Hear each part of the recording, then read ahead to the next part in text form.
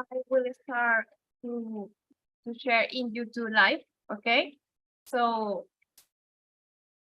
welcome to webinar, to our first webinar with Universidad Metropolitana Oriente and with Women Energy Venezuela. We have two excellent professionals today, Ekaterina and Rafael Monge. I will start with Rafael. Rafael is a director of the National Center for Geoenvironmental Information and Minister in Environment and Energy in Costa Rica. Rafael is an economist with broad experiences in different fields related to environmental information, including the current development of the National Land Use, Land Cover, and Ecosystem Monitoring System. He was part of the team that produced and published the first State of Environment report of Costa Rica in 2018, and has been supporting the development of environment accounts, the accession process for Costa Rica to OECD, and the generation of sustainable development goals, environmental indicator for the country. Now, he is the director of National Center of Geoenvironmental Information, a technical unit of the Ministry of Environment and Energy in Costa Rica, and promoting adequate management of national environment information. Now, Rafael, this is your moment, and welcome. Thanks for your participation. Thank you very much, Angelica. Nice to meet you today. And yes, I'm Rafael Monge. I'll be your host or the host of this webinar. And it's my pleasure to be with Ekaterina and Sigina in this webinar that we're calling the Continental Shelves, Problems of Overlapping Entitlements and Activities on those entitlements. First, I'm going to introduce our panelists, and then she's going to be giving us the keynote speech for today, and later we're going to have some questions from the audience. And well, without further ado, let me introduce you to Ekaterina. As you can see her on screen, she is a postdoctoral fellow at the University of Hamburg and a recipient of the Excellence Strategy Fellowship. She also holds a PhD in law from Queen's University of Canada.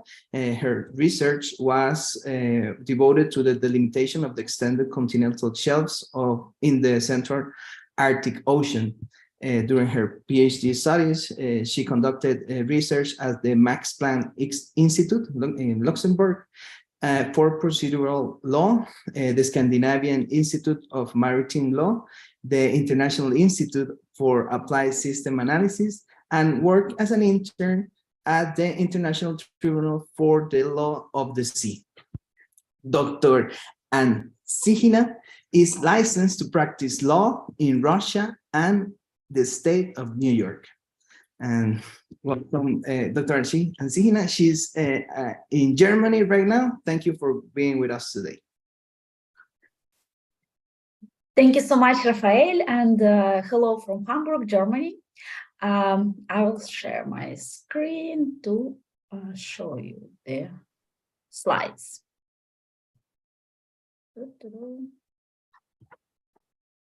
Okay. Okay, so today I am going to talk about the problems of governance on the overlapping continental shelf entitlements before delimitation. And I will also address briefly the dispute between Venezuela and Guyana on the overlapping continental shelf entitlements. Angelica, would you like to translate? Hola, hoy voy a hablar de los problemas de gobernanza en los derechos de la plataforma continental superpuestos antes de la delimitación. Perfect. So the maritime zone that we're discussing today is the continental shelf here, which comprises the seabed and subsoil of the submarine areas that extend beyond coastal state's territorial sea throughout the natural prolongation of its land territory. Angélica? Así pues, la zona marítima de la que hablamos hoy es la plataforma continental, que comprende el lecho marino y el subsuelo de las zonas submarinas que se extienden más allá del mar territorial del estado ribereño, en toda la prolongación natural de su territorio terrestre. Thank you. So the definition of the continental shelf is provided in Article 76 of UNCLOS.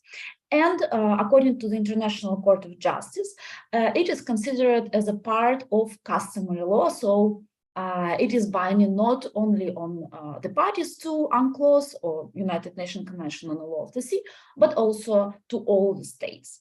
And as you see, there are two criteria for the establishment of continental shelf. The distance criteria of 200 nautical miles and natural prolongation criteria. Angélica? La definición de plataforma continental figura en la parte 1 del artículo 76 de la CNUDM y forma parte del derecho consuetudinario según la sentencia de la CIJ sobre la controversia territorial y marítima, Nicaragua contra Colombia. Como ven, hay dos criterios establecidos de la CS, distancia de 200 millas náuticas y prolongación natural si es el margen continental se extiende más allá de las 200 millas náuticas. And why is it so?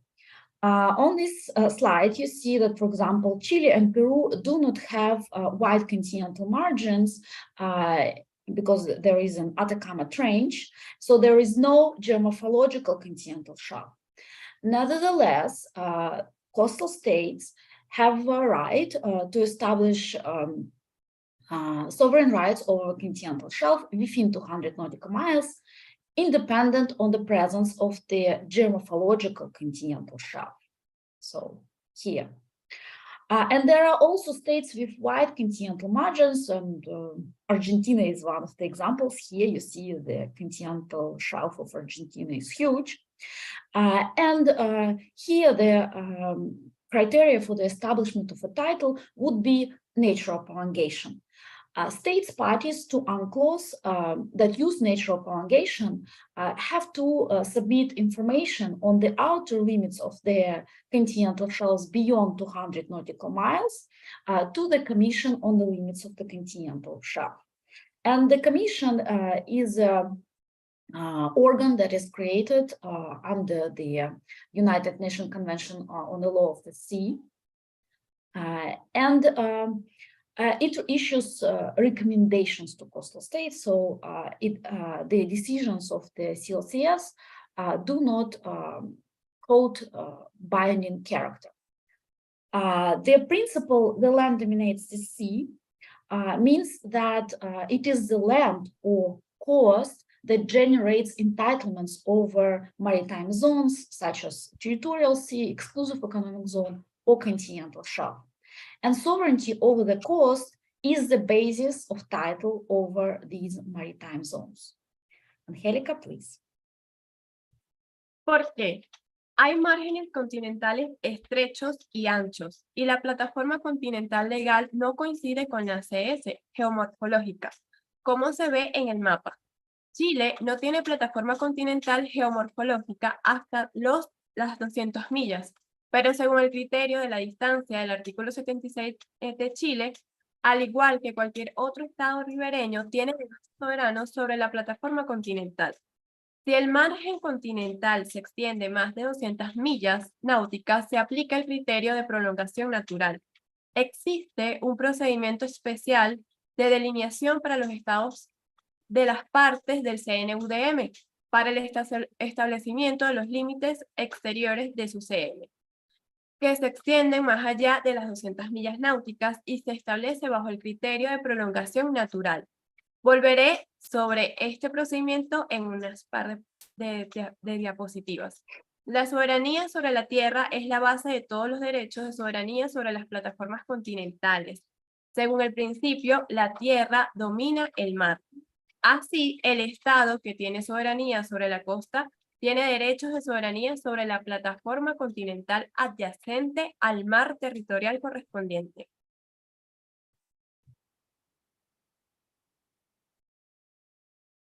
Okay. The legal basis for the establishment of sovereign rights or continental shelf is the doctrine of inherent rights. According to this doctrine, the rights of the coastal state over its continental shelf exist ipso facto and ab initio by virtue of its sovereignty over the land. And in order to exercise such sovereign rights, no special legal process has to be gone through, nor states should issue any special legal acts in order to enjoy sovereign rights over the continental shelf. Angélica, please. La base jurídica para el establecimiento de los derechos soberanos sobre la SC es la doctrina de los derechos inherentes. Según esta doctrina, los derechos del Estado ribereño sobre la plataforma continental existen ipso facto y ab initio, en virtud de su soberanía sobre la tierra. Para ejercerlo, no hay que pasar por ningún proceso jurídico especial ni realizar ningún acto jurídico especial.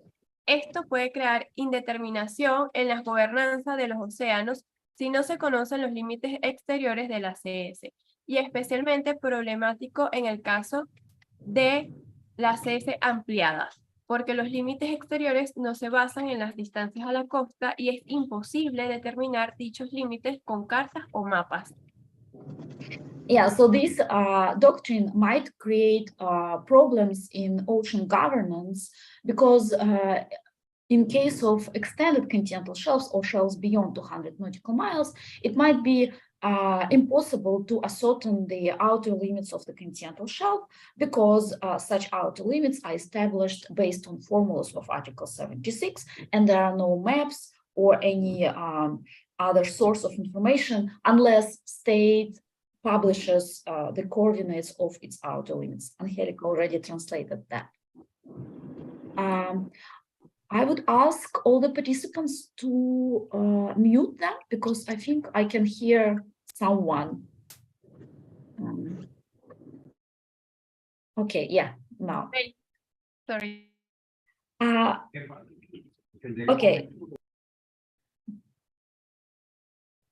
So extended continental shelves are shelves beyond 200 nautical miles, and international tribunals maintain that there is no difference between continental shelves within 200 nautical miles, so those shelves that are established under distance criterion, and continental shelves beyond 200 nautical miles or extended continental shelves that are established based on natural prolongation criterion. However, in practice, there are slight differences between these shelves. And the first is the procedure of delineation, which is obligatory for states parties to UNCLOS. Venezuela is not a party, so it's not obligatory for Venezuela to delineate the outer limit of its continental shelf beyond 200 nautical miles, if there is any. But states parties to the UNCLOS have to submit information on the outer limits of the extended continental shelves to the Commission on the Limits of the Continental Shelf, and I'm going to describe the procedure in the next slides. Also, there are differences in the, let's say, legal status of activities on continental shelf or regulation of such activities. Under Article 82 of UNCLOS, which is not considered a part of customary law, states that exploit non-living natural resources of the continental shelf have to pay payments or contributions in kind, so kind of royalty, for the exploitation of natural resources of the continental shelf. This refers only to non-living resources such as oil, gas, other minerals. And these contributions or payments should be paid to the International Seabed Authority. There is no such requirement for exploitation of natural resources of continental shelf within 200 nautical miles. Also, there is a slight difference in regulation of marine scientific research within and beyond 200 nautical miles. Beyond 200 nautical miles, coastal states have a bit less jurisdiction to regulate it. And I'm not going to go into that now because we don't have enough time, but for you to know that there are these differences. Angelica, please. Así pues, las ZEE son las plataformas situadas más allá de las 200 millas náuticas. Los tribunales internacionales sostienen que no hay diferencia entre las plataformas continentales situadas dentro y más allá de estas 200 millas. Sin embargo, en la práctica existen varias diferencias. La primera es que el requisito de delimitar las ZEE con arreglo a las normas del artículo 76 del 4 al 8, la delimitación consiste en establecer los límites exteriores de la plataforma continental ampliada. Es un proceso unilateral por parte de un estado ribereño, pero con la participación de la Comisión de Límites de la Plataforma Continental, CLCS, órgano técnico encargado de evaluar las propuestas de los estados ribereños sobre la delimitación de los límites exteriores de la plataforma continental. La plataforma continental solo emite dictámenes no vinculantes, recomendaciones, por lo que no es un órgano que apruebe o desapruebe las propuestas de los estados ribereños. También hay diferencias en lo que respecta a la explotación de los recursos naturales no vivos y de los fondos marinos, exclusivos en virtud del artículo 82. Si un estado ribereño parte en la plataforma continental explota petróleo u otros minerales en sus fondos marinos exclusivos, debe efectuar pagos a las autoridades, a la Autoridad Internacional de los Fondos Marinos, y se considera un canon por la explotación de los recursos de los fondos marinos exclusivos más allá de los 200 metros.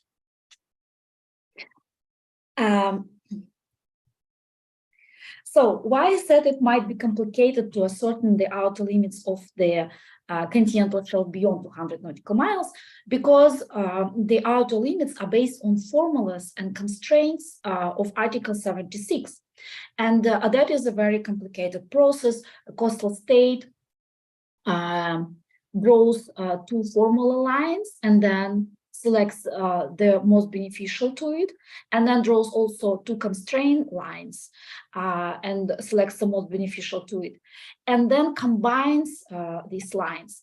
And at every moment, one formula line and one constraint line should be satisfied. So, for example, here we have formula line that extends further, but constraint line wouldn't be satisfied. So coastal state should limit the outer limits.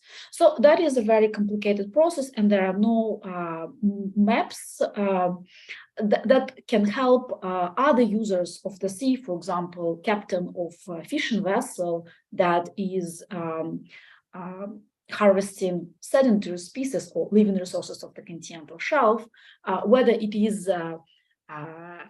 the area where they can fish for sedentary species, or it is the continental shelf beyond 200 nautical miles of a coastal state, and thus coastal state is regulating such sedentary species. So it might create problems in ocean governance.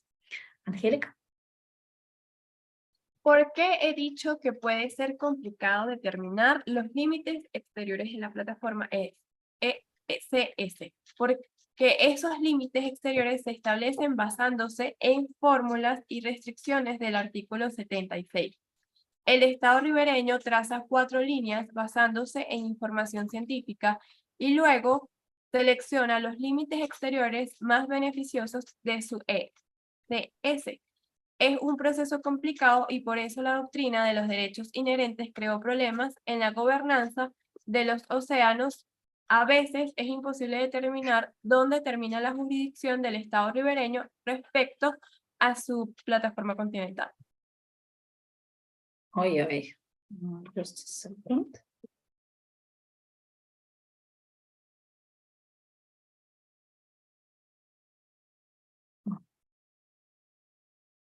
So the process of delineation or establishment of the outer limits of the continental shelf is the following. The coastal state collects scientific data and identifies the outer limits of its continental shelf based on formula and constraints of Article 76. Then it files submission to the CLCS, or the Commission on the Limits of the Continental Shelf. The CLCS evaluates submissions and issues recommendations. Recommendations are not binding, but if they are favorable, they create a right for a coastal state to establish final and binding outer limits, which are based on such recommendations. So what does final and binding mean?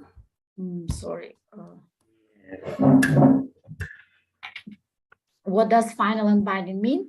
It means that such limits will not be contestable by other parties to UNCLOS. And this international recognition of the outer limits is the ultimate goal of all coastal states, parties to UNCLOS, participating in the process of delineation. Well, if the recommendations of the CLCS are not favorable, coastal state has two options. It might establish outer limits that are not based on the recommendations, so they are not final and binding and can be contested by any state that doesn't agree with these outer limits, or coastal state can submit another information to the CLCS and try to convince the CLCS that the established outer limits are correct according to Article 76 and get favorable recommendation and establish final and binding outer limits. So far, states that received unfavorable recommendations, for example, Russia in regard to the Arctic Ocean, followed the process of resubmission. So they still try to get international recognition of the outer limits. There is no example of states that established their outer limits not based on the recommendation of the CLCS. Angélica, please. El proceso de establecimiento de los límites exteriores del SDS o delineación para las partes de la CNUDM es el siguiente. Un estado ribereño recopila datos científicos e identifica los límites exteriores de su ZEE basándose en las fórmulas y restricciones de los artículos del artículo 76 de la CNUDM, tras lo cual presenta la propuesta a la CLPC y la CLPCS evalúa las propuestas y emite recomendaciones. Las recomendaciones no son vinculantes, pero facultan a un estado ribereño para establecer límites exteriores definitivos y vinculantes, basados en las recomendaciones, lo que significa que tales límites no pueden ser impugnados por otras partes de la CNUDM. Así pues, este reconocimiento internacional de los límites exteriores es el principal objetivo de la limitación. Si las recomendaciones no son favorables, un estado costero puede establecer límites exteriores no basados en las recomendaciones. Es decir, tales límites no serán definitivos y vinculantes y por lo tanto pueden impugnarse. O puede presentar otra comunicación a la CLCS para convencer a sus expertos sobre los límites exteriores sugeridos. Hasta ahora, todos los estados que recibieron recomendaciones desfavorables han hecho nuevas presentaciones. No se requiere recomendación o sumisión para el ejercicio de los derechos soberanos sobre el SCE debido a la doctrina de los derechos inherentes. What conclusions can be done based on previously said? No submission to the CLCS is required to explore and exploit natural resources of the continental shelf due to the doctrine of inherent rights.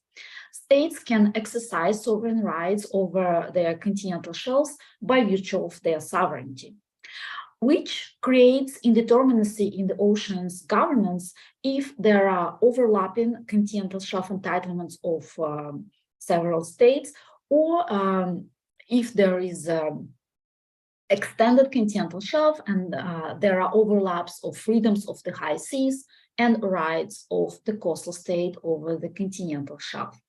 Angélica? ¿Qué conclusiones se pueden sacar a partir de lo dicho anteriormente? Para explorar y explotar los recursos naturales en la plataforma continental, no es necesario someterse a las CLTF. 2. Los estados pueden ejercer derechos soberanos sobre la SC en virtud de su soberanía. Y por último, este crea indeterminación en la gobernanza de los océanos si se solapan los derechos de la CS de dos o más estados, o si existe un SS y los derechos de los estados costeros pueden solaparse con las libertades del alta mar.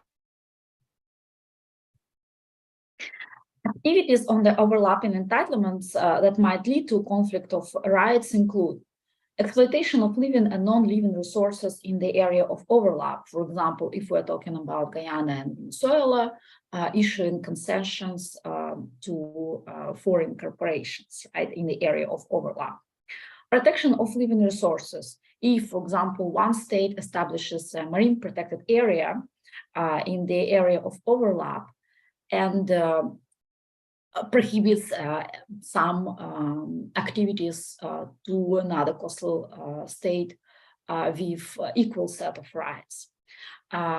Marine scientific research. If, for example, a third party wants to conduct a marine scientific research or exploration on the continental shelf, what state should be asked for permission? One state permission is sufficient, or both states should be asked for permission, and whether coastal states should share information about future marine scientific research activities, and whether they should share the scientific information that was received as a result of such activities with each other. The same refers to laying of pipelines and cables by both coastal states with overlapping entitlements and third parties, again, who should be asked for authorization. Construction authorization and regulation of construction, operation, and use of artificial islands, installations, and structures. The same question. Also, authorization and regulating of drilling and permission, regulation, and control of dumping on the continental shelf.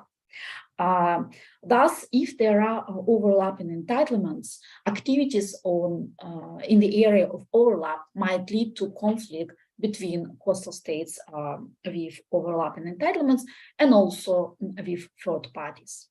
Angélica?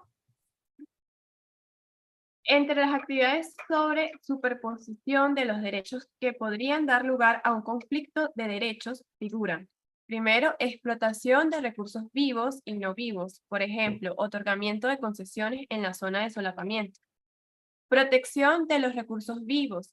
Si un estado costero establece una AMP que proteja los recursos vivos de la plataforma continental en la zona de solapamiento, sería vinculante para otro estado con derechos solapados. MSR, por ejemplo, si es una tercera parte quien lleva a cabo una MSR en la zona de solapamiento, debe pedir permiso a ambos estados o basta con el permiso de uno de ellos. ¿Deben los estados con derechos solapados compartir esa información entre sí? Tendido una tubería o cables, de nuevo, ¿qué estado debe conceder el permiso? ¿Debe existir algún mecanismo para evitar conflictos? Construcción y autorización y regulación de la construcción, explotación y uso de islas artificiales, instalaciones y estructuras. Autorizar y regular las perforaciones en CS a todos los efectos. Permitir, regular y controlar los vertidos a la plataforma continental.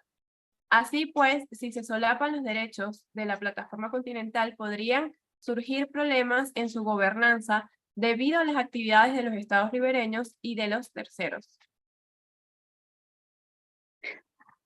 So these problems were addressed by the special chamber of the ITLOS in Ghana Côte d'Ivoire case, and the tribunal concluded that maritime activities of concerned states cannot be considered to violate the sovereign rights of another state if those activities were carried out before the delimitation. But do not rush to make a conclusion that now both states with overlapping entitlements can just, start their activities in the area of overlap. Because under Part 3 of Article 83 of UNCLOS, such coastal states have two obligations. The first obligation is to make every effort to enter into provisional arrangements. And the second one is not to jeopardize or hamper the reaching of the final delimitation agreement. The obligation to make every effort to enter into provisional arrangements does not amount to an obligation to enter into provisional arrangements. So there is no obligation actually to enter into an agreement of joint management of resources on the overlapping entitlements. But coastal states still should try to do so. And also, they have an obligation not to jeopardize or hamper the reaching of the final delimitation agreement. So if, let's say, one of the states starts activities in the area of overlap and another state disagrees with that, that would be a violation of the obligation of Part 3 of Article 83 not to jeopardize or hamper the reaching of the final delimitation agreement. The only exception to that would be that areas where activities started will be allocated to the state that started such activities in the result of delimitation, as the tribunal concluded. But imagine the craziness of the situation. You are a lawyer advising the government on the activities in the area of overlap.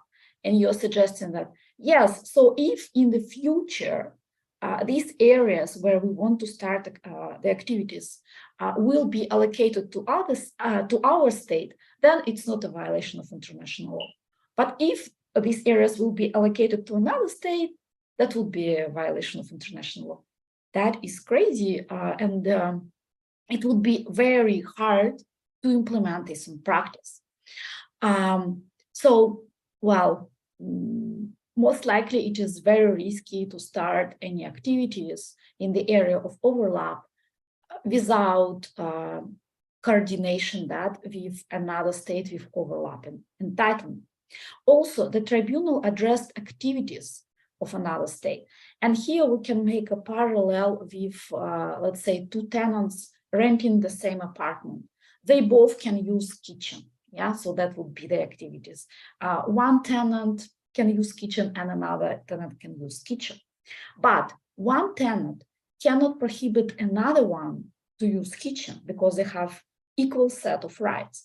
And that would be the same for coastal states. So for example, if one state prohibits any activities on the continental shelf to another state, that would not be valid because they have equal set of rights. Also, coastal states have an obligation to act in good faith and not to abuse their rights under UNCLOS. This analysis was done under the UNCLOS because Ghana and Cote d'Ivoire are parties to UNCLOS. In case of Venezuela, Venezuela is not a party to the UNCLOS, but I would say that most likely these provisions belong to customary law and they are binding upon all states.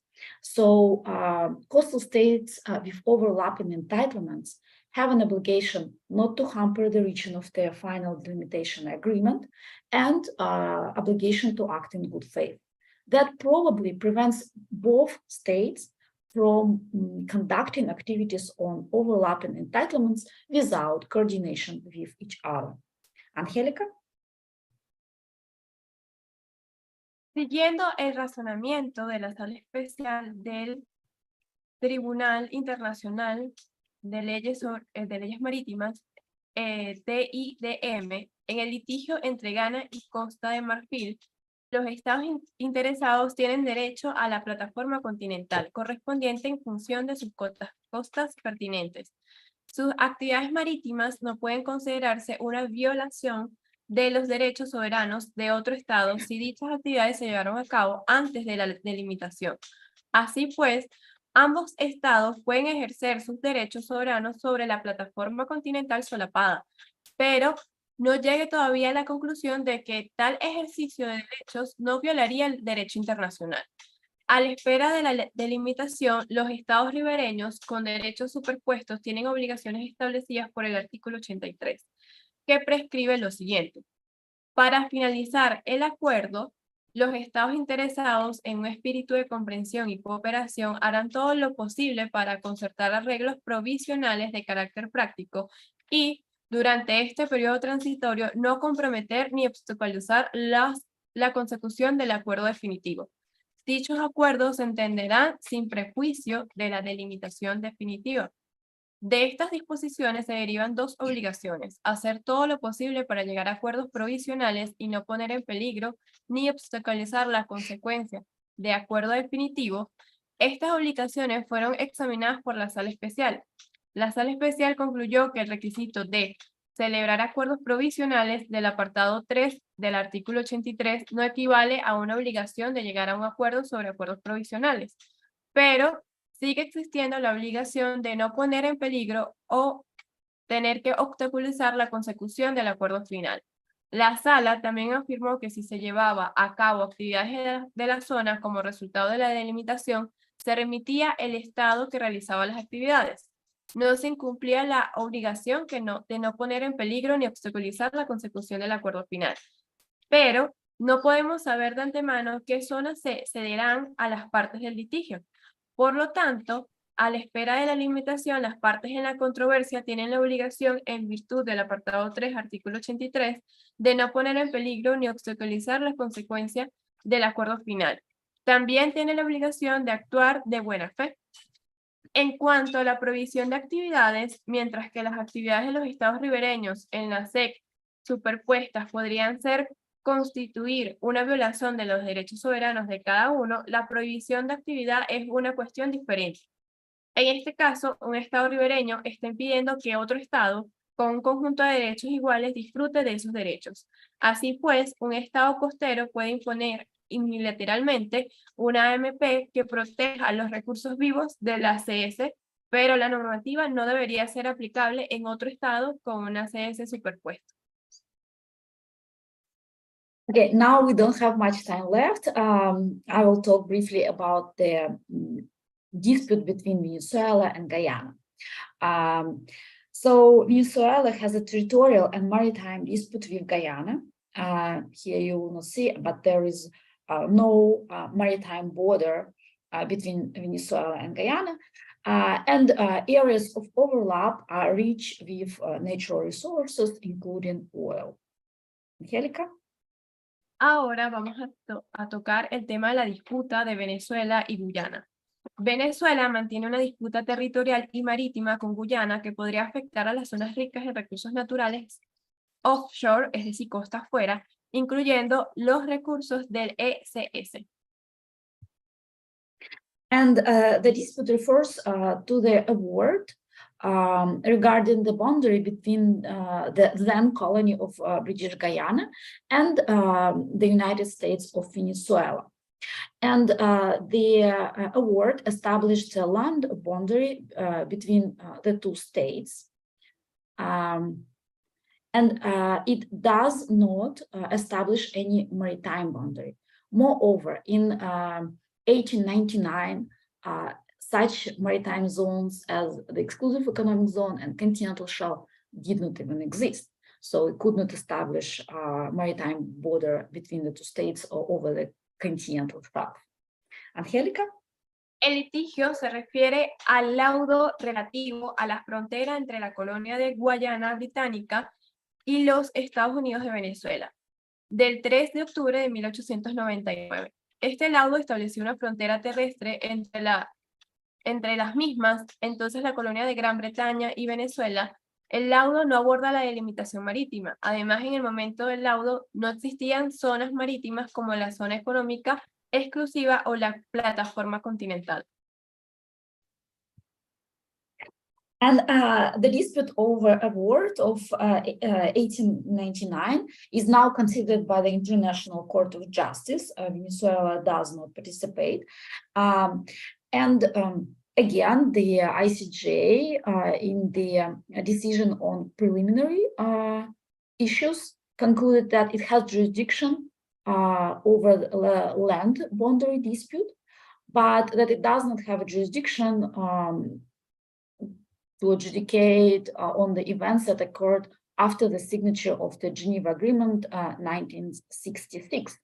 And I really doubt that the ICJ will consider maritime boundary between Venezuela and Guyana, because it was not object of the award of 1899.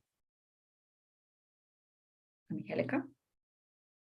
La controversia sobre el laudo en 1899 es examinada ahora por la Corte Internacional de Justicia, que se declaró competente para examinar la controversia relativa a la validez del laudo en 1899, pero no para examinar las cuestiones surgidas después de 1966, aunque el concepto de plataforma continental existía aproximadamente desde 1945, desde la proclamación de Truman sobre la plataforma continental. Dado que la Corte Internacional de Justicia vaya más allá de la delimitación terrestre y considere la delimitación marítima entre Venezuela y Guyana, lo que significa que las cuestiones de superposición de derechos de las plataformas continentales no serán resueltas por este tribunal y Venezuela y Guyana deben encontrar una solución juntas. Y ambos estados tienen la obligación de actuar de buena fe y no poner en peligro ni obstaculizar la concesión del acuerdo final. Venezuela no es parte del CNUDM, pero lo más probable es que las disposiciones del artículo 83 tienen carácter consuetudinario. So the potential overlap includes extended continental shelf, because this cost that is claimed also by Venezuela produces projections beyond 200 nautical miles. And Guyana made a submission on the outer limits of its extended continental shelf to the CLCS in 2011. And the red line here, you see, those are the outer limits of the extended continental shelf that Guyana submitted to the CLCS. Angélica, please. El solapamiento potencial también incluye el SS. Guyana hizo una presentación a la CLCS en el 2011.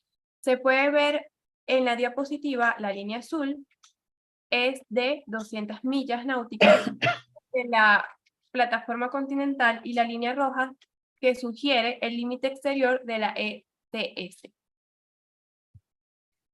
And in its submission, Guyana mentioned that there are no disputes in the region relevant to this submission on the outer limits of the continental shelf.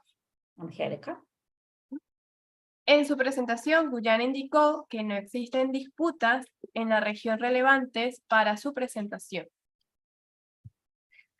According to Rule 46 of the Rules of Procedure of the CLCS, in case if there is a dispute in the delimitation of the continental shelf between opposite or adjacent states, or in other cases of unresolved land or maritime disputes, submissions may be made and shall be considered in accordance with Annex 1 to the Rules of Procedure.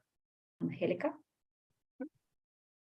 De acuerdo con la regla 46 del reglamento de la CLPC, en caso de que exista una controversia en la delimitación de la plataforma continental entre estados opuestos o adyacentes, o en otros casos de controversias terrestres o marítimas no resueltas, podrán presentarse alegaciones que se examinarán de conformidad con el anexo 1 del presente reglamento.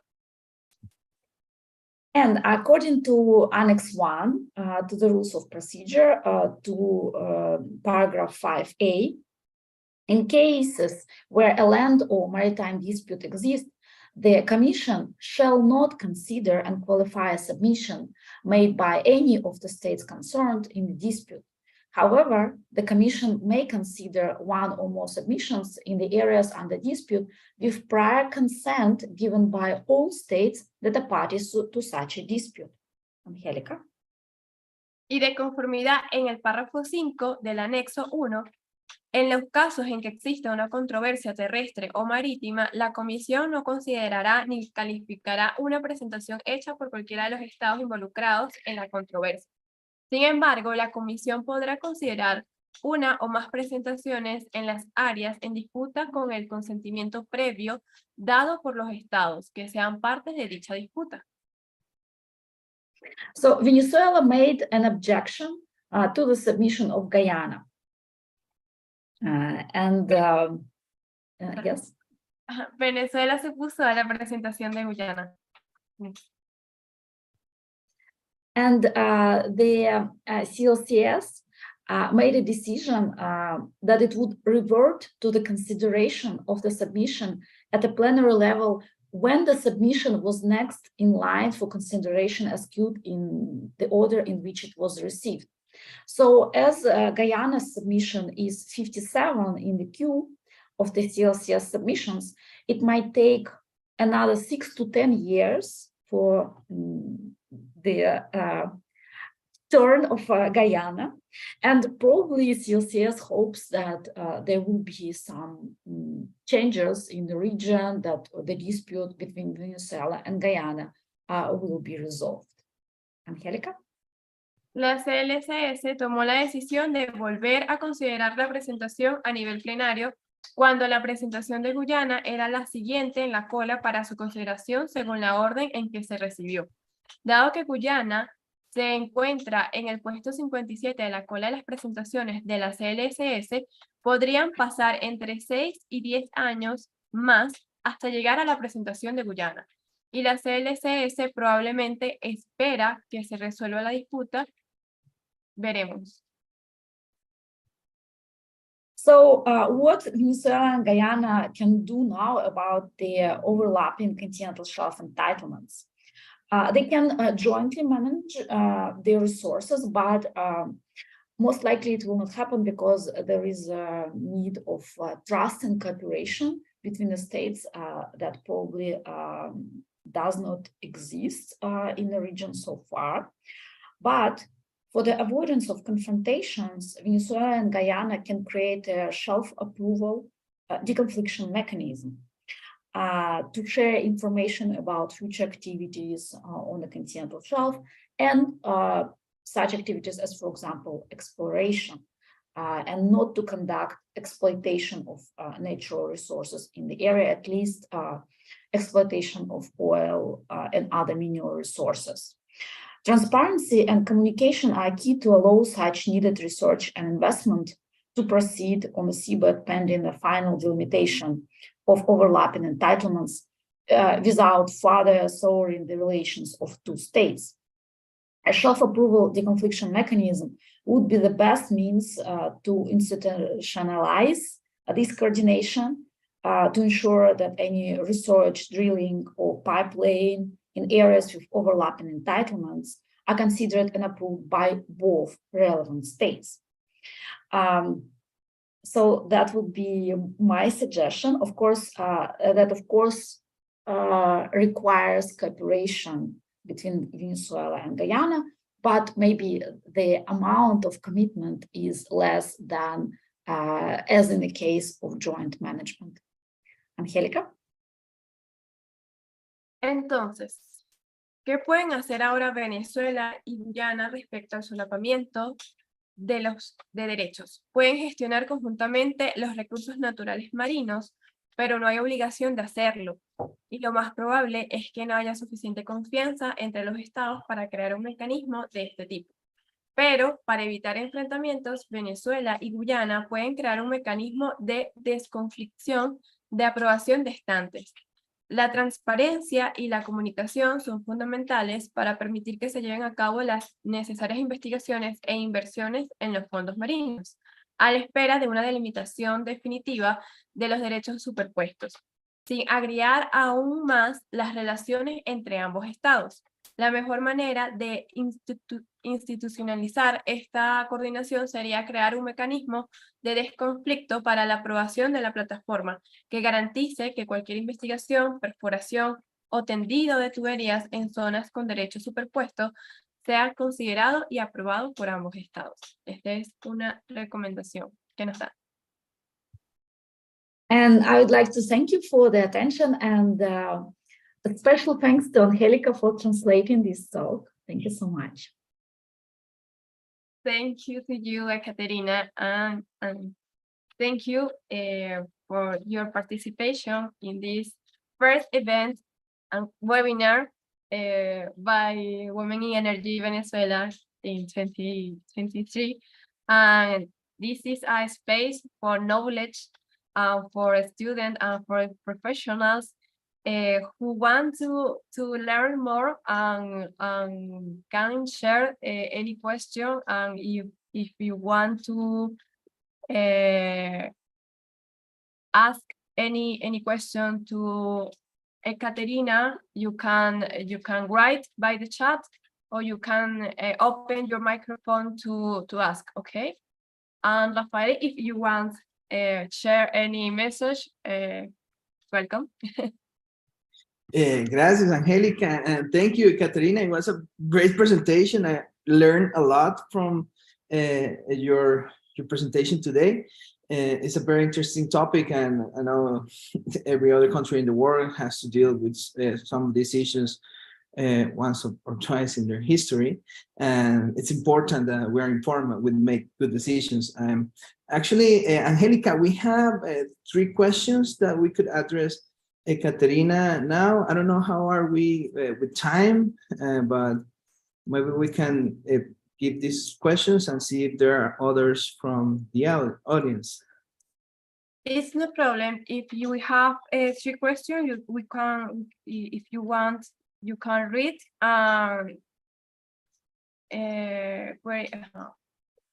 Where is the question in the chat?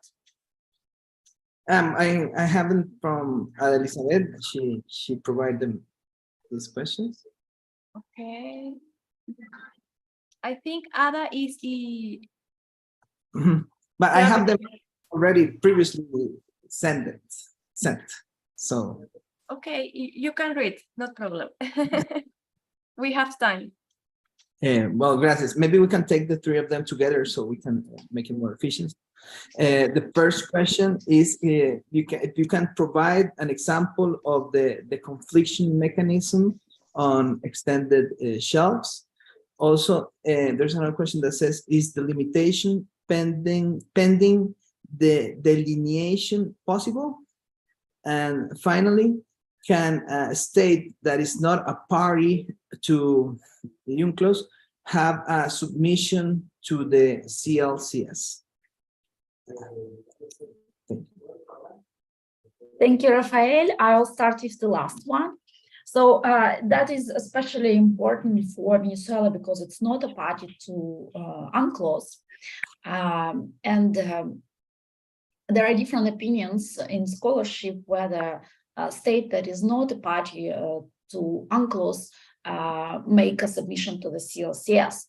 And there is a good article by the lawyer working for the US government, Kevin Baumert, and it argues that any state, even if it is not a party to the UNCLOS, can make a submission to the CLCS. And actually, the United States, which is not a party to UNCLOS, is preparing submission. Well, I think that most likely they will submit to the CLCS. Question is whether it will be qualified and placed in a queue by the CLCS. And it will depend on the will of the CLCS and parties. And the problem here is how an organ that is created by a treaty can deal with states that are not parties to this treaty. However, I think that such submissions should be allowed because that is beneficial for all international community. It is better if the outer limits of a coastal states will be verified by experts of the CLCS than a state party that is not a state that is not a party to the UNCLOS establishes unilaterally some outer limits, which are probably not based on Article 76. So I think that is in interest of all states to ascertain that the outer limits of each coastal state are established in accordance with Article 76. So I think it is possible, it should be done, and it should be allowed by the CLCS.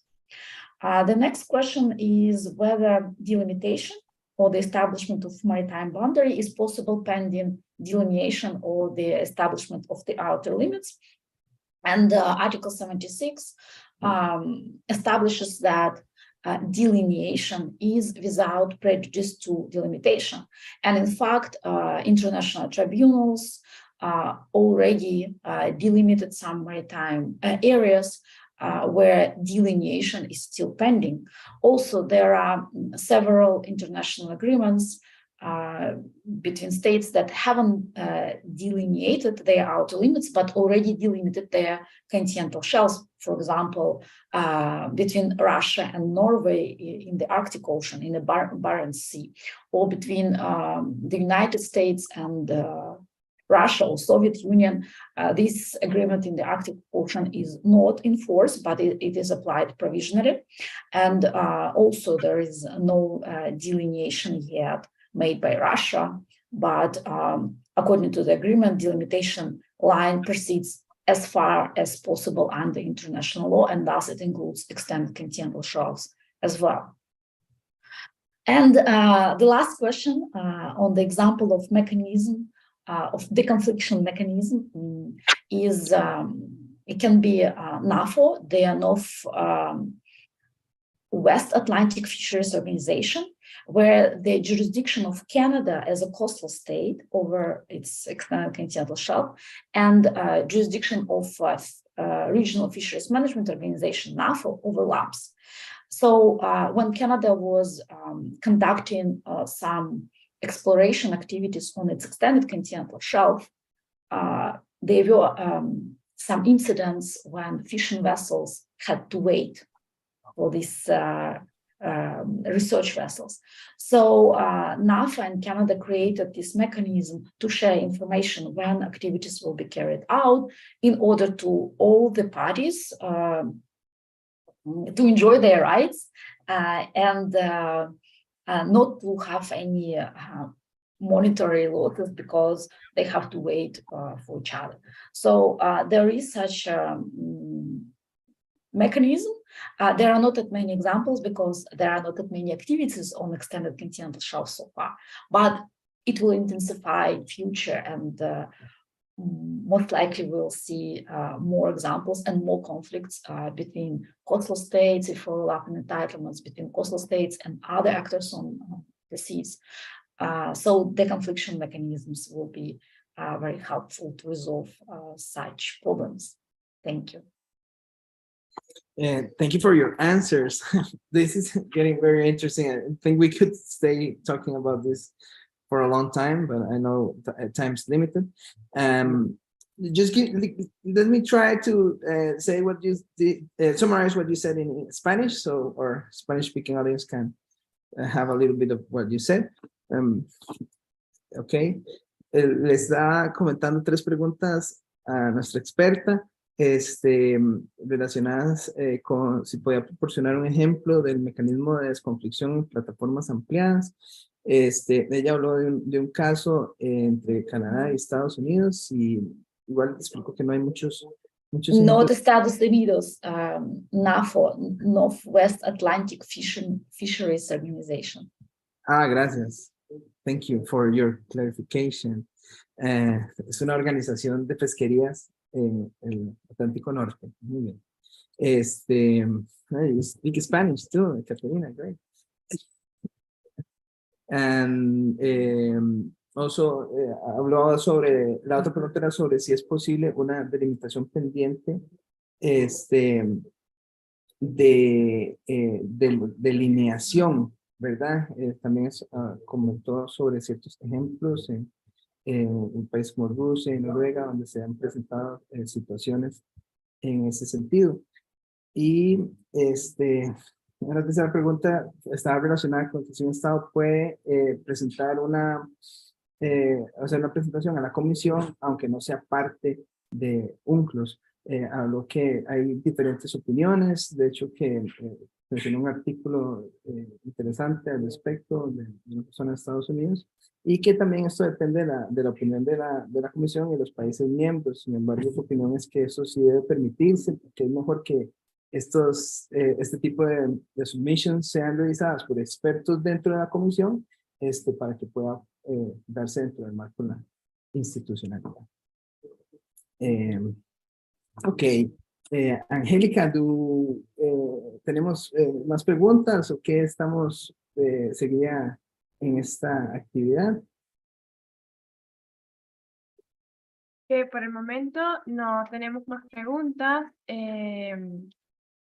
Como había mencionado antes, si querían abrir el micrófono, it's no problem. You can open your microphone.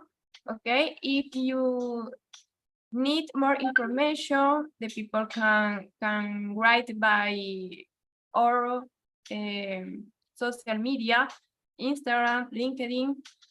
If you want, Rafael, you can share your media, your social media, and Caterina too. Okay, for more communication and more information. If the people want to ask something, if you want to end the webinar, we can stop and we can finish this excellent webinar by Ekaterina, and the information that you give us about the continental shelf is very important for Venezuela and Guyana. Is a topic very relevant, okay? And this is necessary to know and to share this information with other professionals, colleagues, okay? And I hope in the future have another webinar with you, okay? I'm very happy to your participation. Thanks to everybody for this time. And I want to wish excellent weekend, okay? And finish your Friday very well. Angélica, before we close, maybe Caterina, do you want to give any closing remarks? Or goodbyes? Yes, thank you so much, Angelica and Rafael, for organizing this event. And I'm very happy to participate. And thank you so much for our audience for attending. And I just want to say thank you, Caterina, for being with us today, Angelica, and all the team that organized this event, and the people from the Universidad Metropolitana and Sede Oriente, and Women in Energy. Congratulations for a great job, and I hope that we stay in touch. And thanks to everybody that watched this webinar on Zoom, and that is going to see it later on Facebook, on YouTube, when it's been recorded and published. And see you. Okay, thank you.